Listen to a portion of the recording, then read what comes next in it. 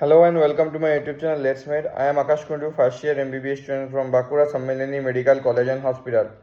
तो बहुत बच्चे मैसेज कर रहे हैं कि भैया कब काउंसलिंग कब चालू होगा, अभी तक तो कोई नोटिफिकेशन नहीं आया, कब चालू होगा, बहुत सारे डाउट्स आ रहे हैं। तो अब देखो कि काउंसलिंग शुरू होने में अभी भी टाइम लगेगा।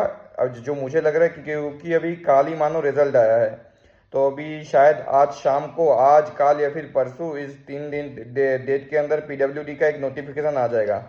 अब पीडब्ल्यूडी नोटिफिकेशन का लगभग 15 दिन के बाद आप मान लो कि काउंसलिंग शुरू होगा।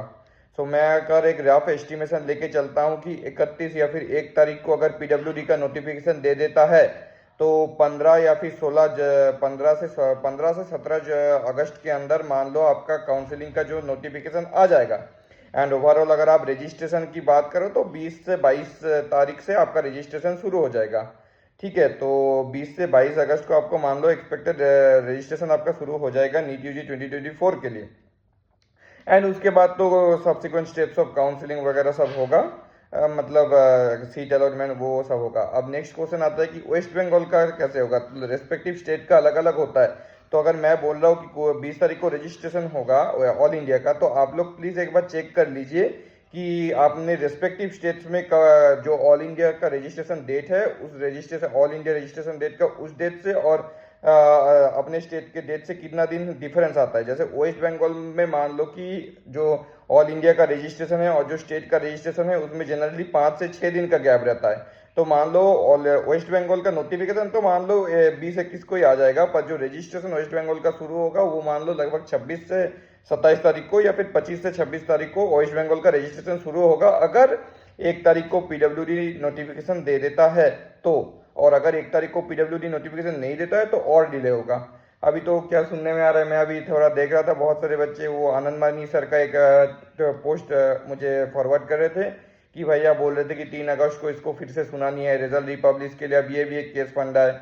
तो अभी मान लो ओवरऑल सेशन डिले होते ही जा रहा है। तो अभी क्या है पता नहीं, क्योंकि ये आनंद मानी सर का ये चीज़ के बारे में मुझे टोटली पता नहीं है कि एक्चुअली में ये होने क्या वाला है, नहीं होने वाला है। क्योंकि देखो, रिजल्ट रिपब्लिश का अगर सच में कोई प्रूफ मिला तो फिर से रिजल्ट रिपब्लिश होने का हाई चांसेस है। क्योंकि अगर मान लो कोई प्रूफ मिला कि हाँ इसका मार्क्स कम होना चाहिए था ज़्यादा मिल गया, या फिर इसका ज़्यादा होना चाहिए था कम मिल गया, इसके साथ अगर कोई प्रूफ मिला तो फिर से रिजल्ट रिपब्लिश होगा, ये लिख लो।